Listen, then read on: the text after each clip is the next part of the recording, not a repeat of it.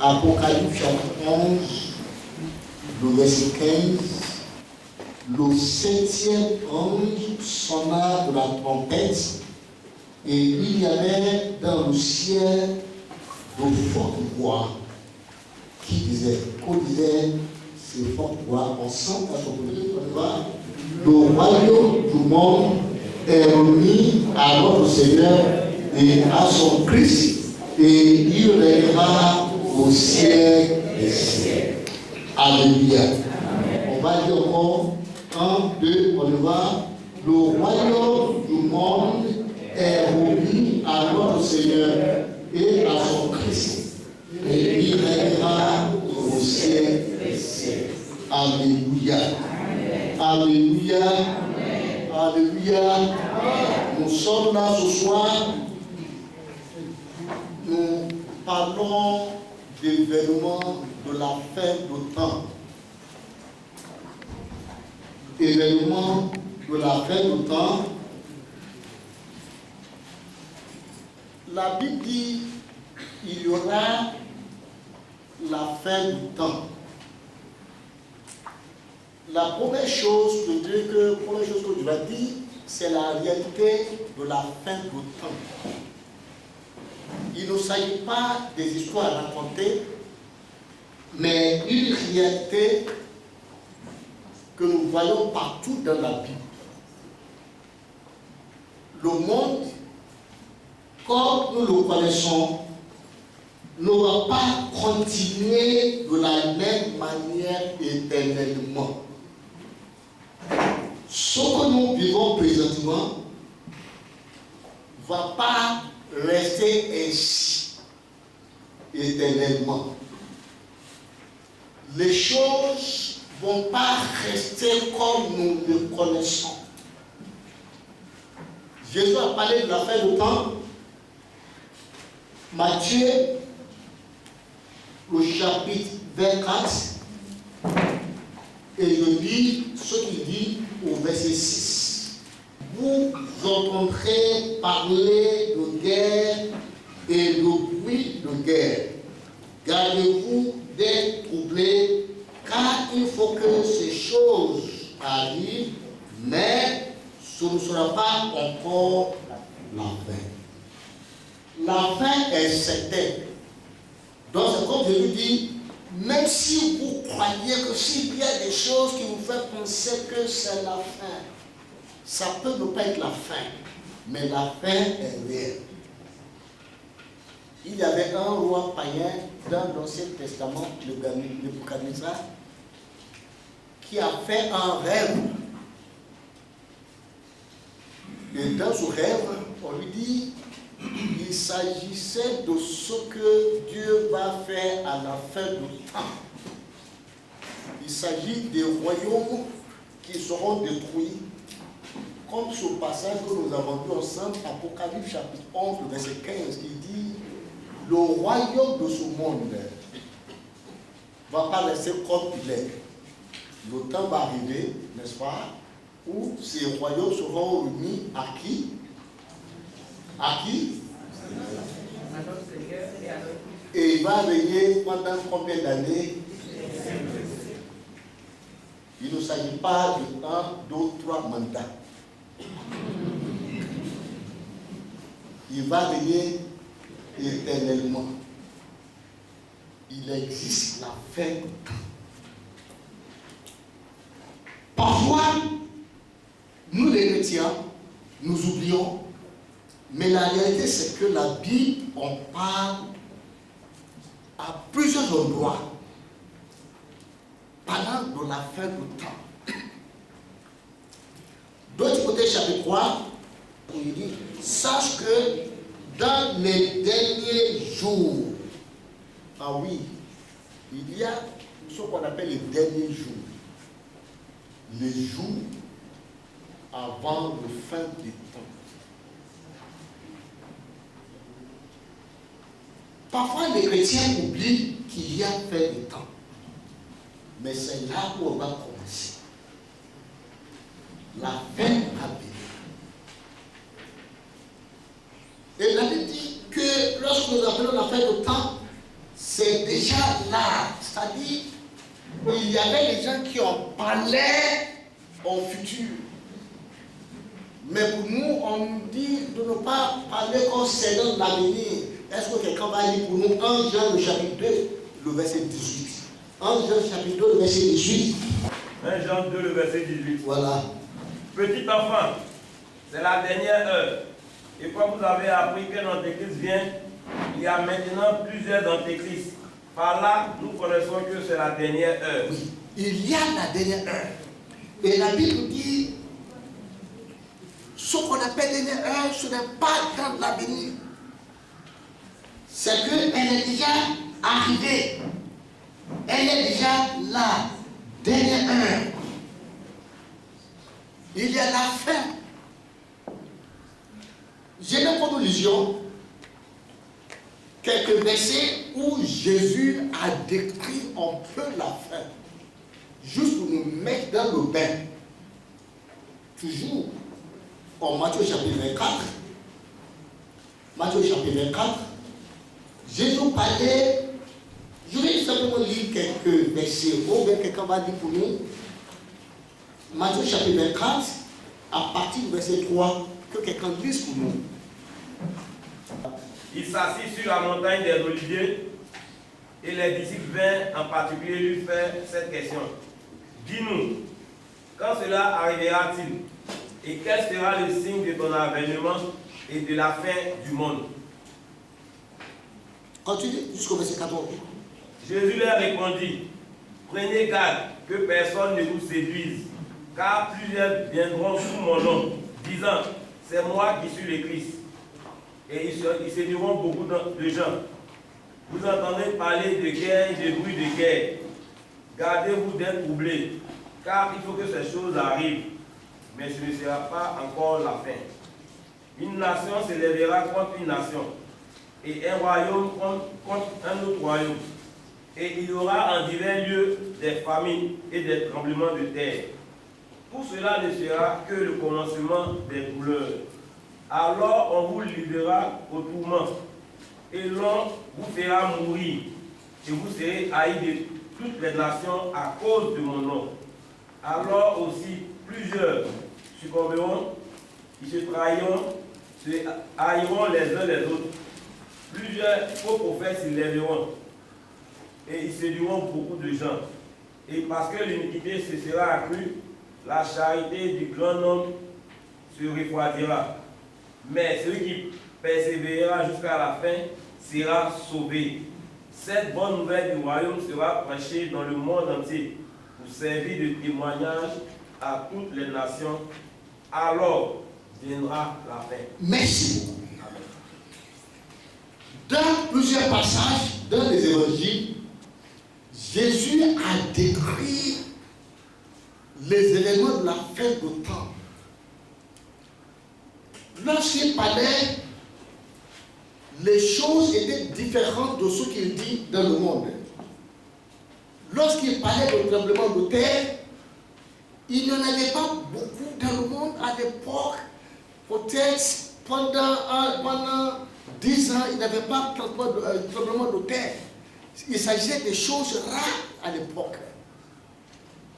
Lorsqu'il parlait de guerre et rumeurs de guerre, ce n'était pas des choses normales à l'époque.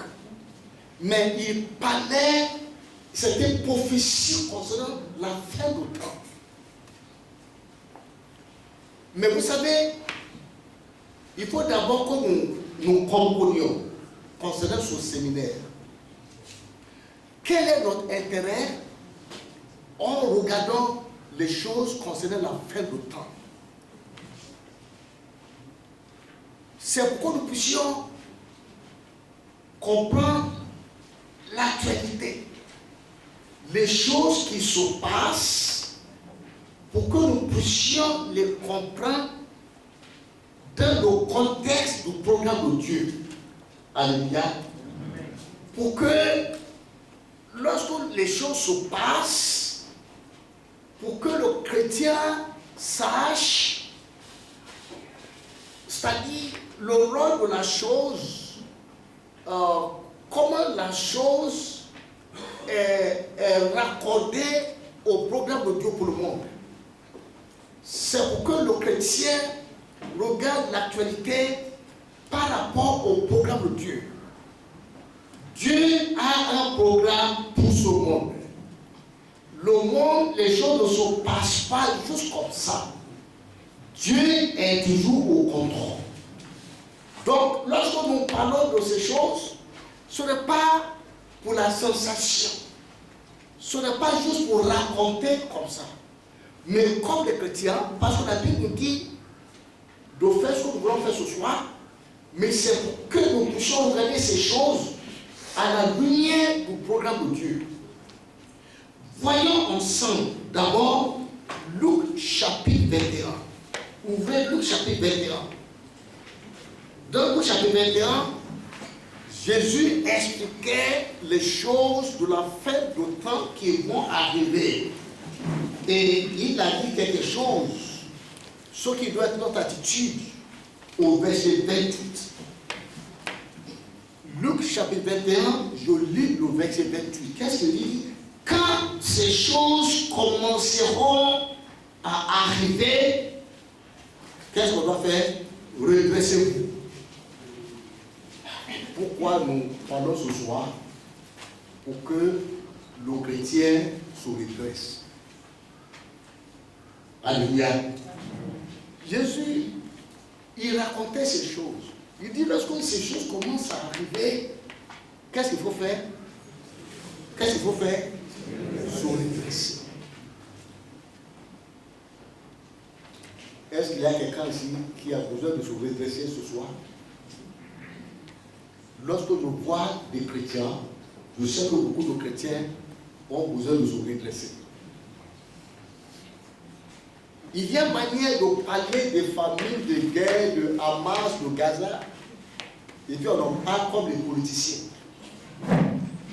Jésus dit, si vous voyez ces choses, qu'est-ce que vous devez faire? Qu'est-ce qu'on va faire? Donc, nous ne sommes pas les conférenciers qui parlent de ces choses du point de vue politique.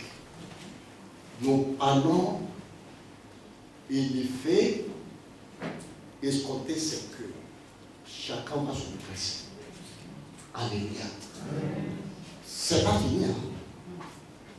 Il dit de se redresser pour faire quoi?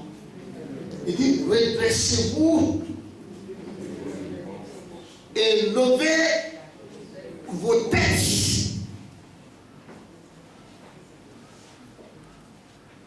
Lorsque ces choses se passent,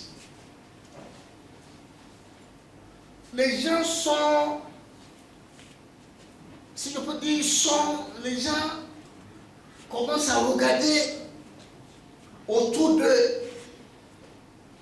Ils continuent à regarder dans le monde. Jésus dit non, lorsque ces choses se passent, d'abord tu vas te redresser, n'est-ce pas? Et puis tu vas, où est-ce que tu vas regarder? Tu vas regarder où?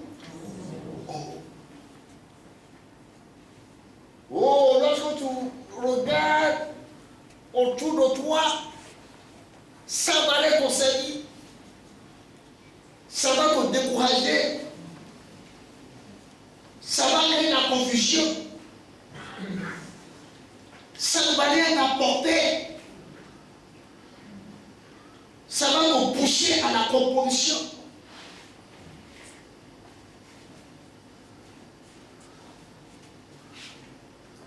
Jésus parlant dans un contexte. Il dit, lorsque dans le monde autour de nous, lorsque vers la fin du temps, l'iniquité va accroître, n'est-ce pas? Mais il n'a pas fini, il dit, lorsque les gens du monde se mettent dans l'iniquité, qu'est-ce qui va se passer aux chrétiens? Est-ce que les chrétiens seront affectés? Ou bien vous ne savez pas ce que Jésus dit? Il dit l'iniquité se sera accrue Et qu'est-ce qui va se passer aux chrétiens? Le chrétien qui dit, moi, je ne vais pas faire comme le monde. Mais l'environnement sera tellement spirituellement pollué que le chrétien va se refroidir. L'environnement va affecter le chrétien. Même le chrétien qui est sérieux. Le chrétien qui dit, je ne ferai pas ce que les autres font. Jésus dit, oui, lorsqu'ils vont continuer dans le péché, le chrétien va se refroidir. Oh, je ne sais pas combien nous sommes ici ce soir, mais je sais qu'il y a beaucoup de gens qui ne sont pas forcément dans le péché, mais leur amour pour le Seigneur s'est déjà refroidi. L'effet de ceux qui se parlent dans le monde. Jésus dit, lorsque vous voyez ces choses, redressez-vous et levez les yeux, levez la tête. C'est quand vous interrogez Dieu pour les dieux.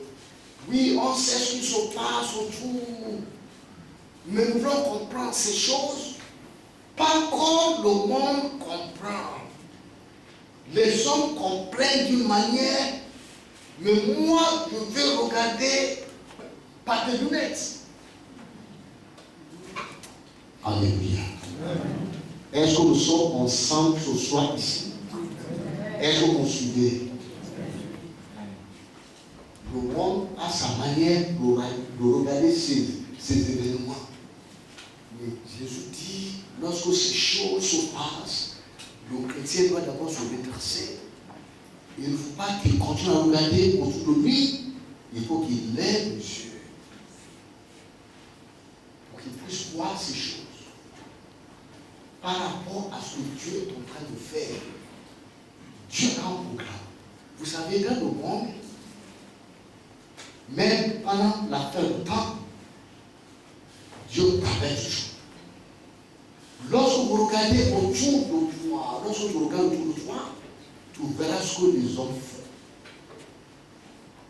Le mal que les hommes font, tu verras ce que Satan fait. Mais lorsque tu vas lever la tête pour regarder en haut, tu verras ce que Dieu fait. Alléluia. Et c'est cela qui est édifiant. Et c'est cela qui va apporter quelque chose de positif. Si vous regardez tous les journaux concernant ce qui se passe, non, ça n'a pas de sens.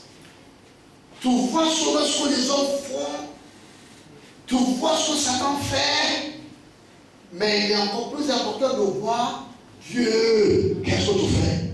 Est-ce que Dieu fait quelque chose? Est-ce qu'il est au contrôle? Ou bien est-ce qu'il a perdu le contrôle? Il a perdu le contrôle? Est-ce que c'est Satan seulement qui travaille? Est-ce que c'est Satan seulement qui travaille? Parfois, malheureusement, les chrétiens pensent que c'est Satan et les démons seulement qui travaillent. Mais je vous assure, Dieu travaille. Alléluia. La deuxième raison, qu'on vient toujours dans ce passage, le verset qui suit, le verset 29 dit, verset 29, et il leur dit une comparaison. Voyez le figuier et tous les arbres. Dès qu'ils ont poussé, vous connaissez de vous-même, en regardant que déjà l'été est proche. De même, quand vous verrez ces choses arriver, sachez que le royaume de Dieu est proche.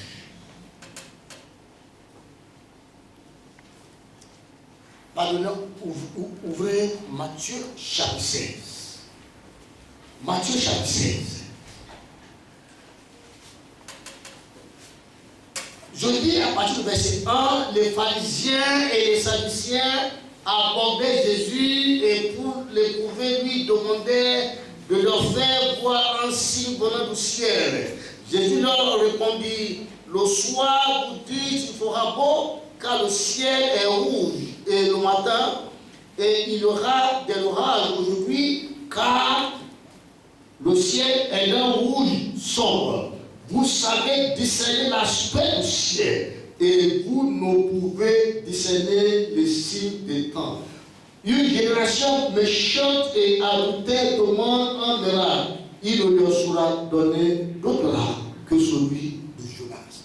Vous savez, Jésus plusieurs fois dit non, on ne va pas donner signe.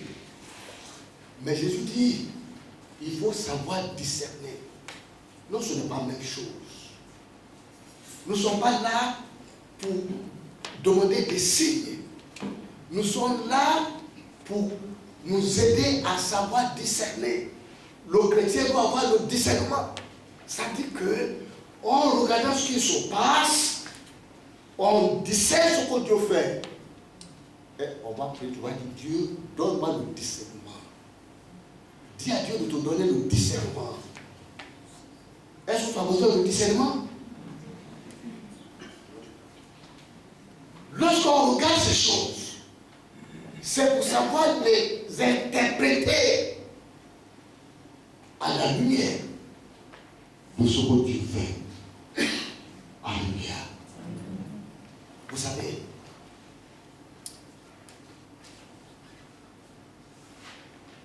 juste avant Covid, j'avais un séminaire pour les pasteurs chez moi.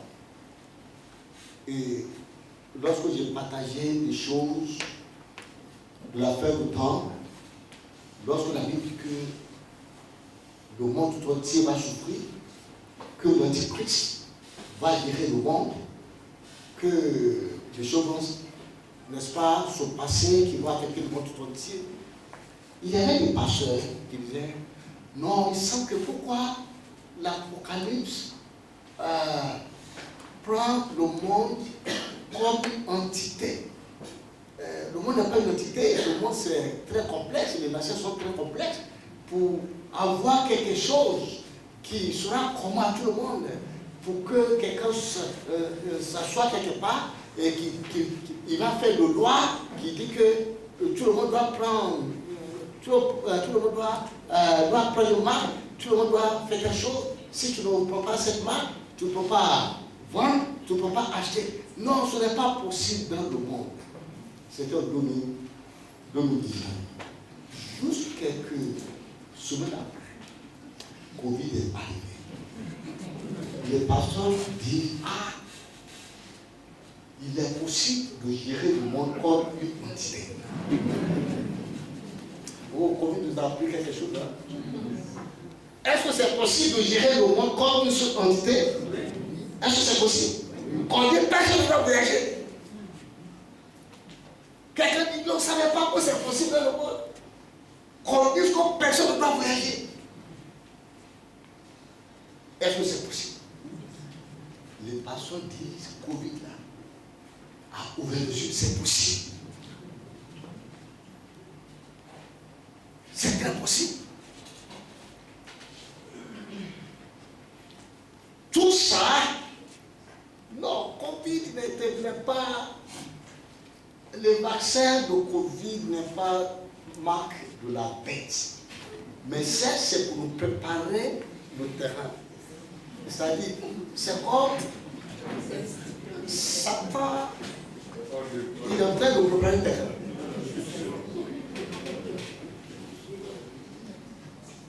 Ça va aller. C'est comme Dieu l'utilise pour nous dire, c'est possible. Je vous dis, depuis Covid, chaque fois où on lit Apocalypse, on dit, telle chose se passe dans le monde entier. Les gens croient. Avant, on ne croyait pas, on dit, c'est pas possible.